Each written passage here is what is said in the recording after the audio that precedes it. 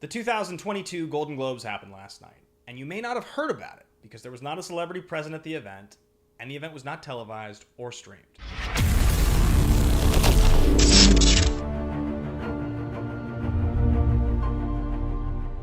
What's going on with the Golden Globes? Let's talk about it. I'm going to get to a full list of winners in just a moment of the major categories, but it's your first time here. This is Action Industries. My name is Ben Bateman. We do trailer reactions, movie reviews, cast interviews on this channel, a bunch of other fun stuff. Be sure to hit that subscribe button if this sounds like something that you would like to hear more about.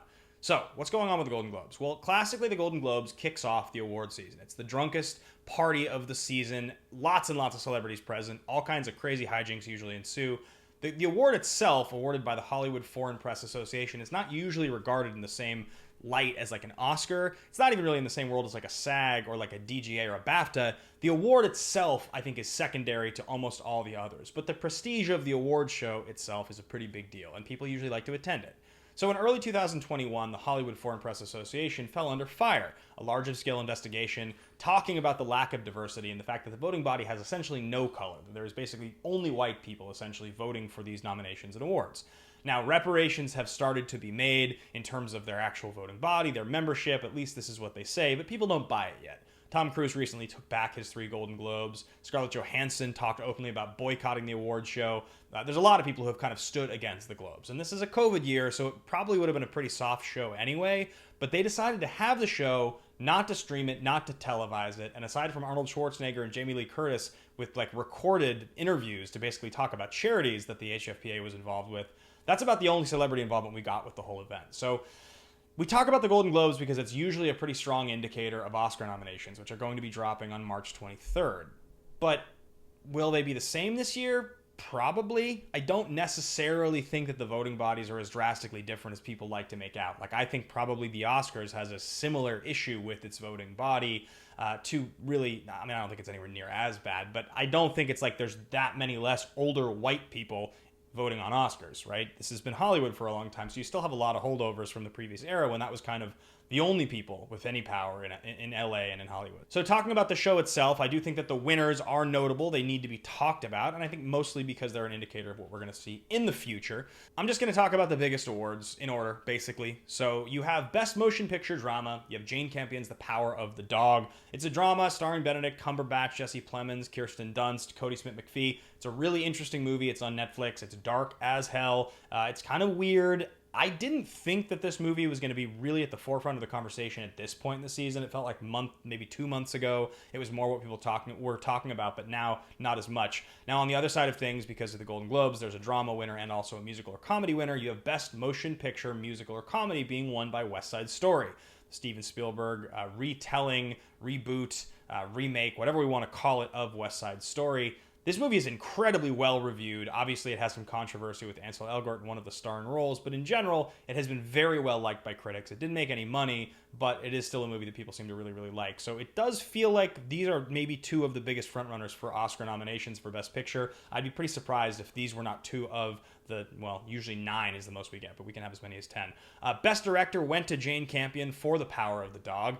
This is probably the weirdest one for me. I mean, I do think that Jane Campion did a great job with that movie, but that movie being a Best Picture, Best Director winner, if that's what the Oscars ends up with this year, it's going to be another weird Oscar year, because I do not think The Power of the Dog is a movie that's for everybody. It doesn't really feel like a movie that in this day and age would be winning an Oscar for Best Picture. Maybe that's just my take. Best Performance by an Actress in a Motion Picture Drama, you got Nicole Kidman in Being the Ricardos, which is the Amazon Prime original film starring Nicole Kidman, Harvey Bardem.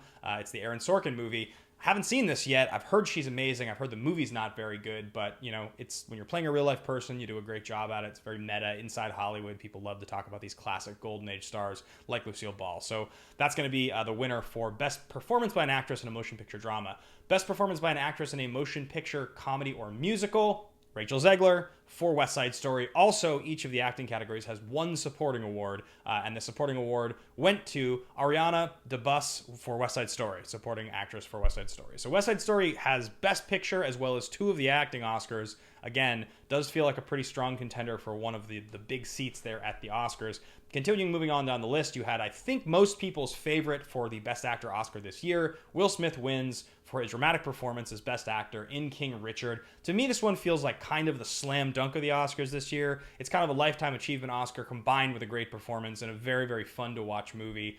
He does a great job, and I think it's likely that he's going to win. On the other side, I think you have a lot of people's pick, and maybe the dark horse choice to actually beat out Smith, and that is going to be Andrew Garfield in Tick, Tick, Boom. A lot of people really like this movie, and I think he's a little bit young as an actor in this sense to beat out Smith, but we've seen all kinds of wild stuff happen. I don't think anybody thought that Anthony Hopkins was going to beat out Chadwick Boseman. I mean, definitely sometimes surprises happen. Olivia Colman beating out Glenn Close a couple years ago. It's not like it's ever really set in stone. So it is entirely possible that Andrew Garfield comes in and, he's hot right now. People like Garfield a lot. It'd be tough for Will Smith, though. I mean, it's such a good performance. I think both of those guys are definitely getting Oscar nominations for Best Actor, though. And then finally, you have Best Performance by an Actor in a Supporting Role, and that is Cody Smith-McPhee in The Power of the Dog. It's a weird performance by Cody Smith-McPhee, but he does a good job. So really, it does feel like the frontrunners are going to be, West Side Story, Power of the Dog, Tick, Tick, Boom. I think it's pretty much what most people were expecting. Kenneth Branagh did win Screenplay for his screenplay on Belfast, which I know was a big one that a lot of people talked about. Hans Zimmer won for Dune, but that's kind of the majority of what we got. So those are the winners at this year's 2022 Golden Globes, a ceremony that barely existed by most people's standard, did not exist, and it does make you kind of wonder, will the Golden Globes continue to be this benchmark award show going forward, or will they never recover? Will they get replaced by the Critics' Choice Awards, maybe? I know the SAG Awards has always been like a pretty big one, even though it's just, obviously acting, but it's still, in the U.S., has been a pretty big deal. So I'm curious to know, have you seen some of these movies? If The Power of the Dog wins Best Picture, are you guys going to be happy? Are you going to be satisfied? What do you think is the best picture of the year? We'll be talking about more of these films as we get closer and closer to Oscar season being in full swing. So anyway, thanks for watching. Thanks for listening. Be sure to check out our brand new podcast, The Best and the Worst. This week, we're going to be breaking down the best and the worst film in Paul Thomas Anderson's career. That's going to be dropping here on audio tomorrow, actually. You can get that. And then on video, it'll be here available to all of you guys on Thursday, dropping early for our patrons. Thank you to our patrons, always, for making these videos happen. Thanks for watching, guys. We will see you on the very next one.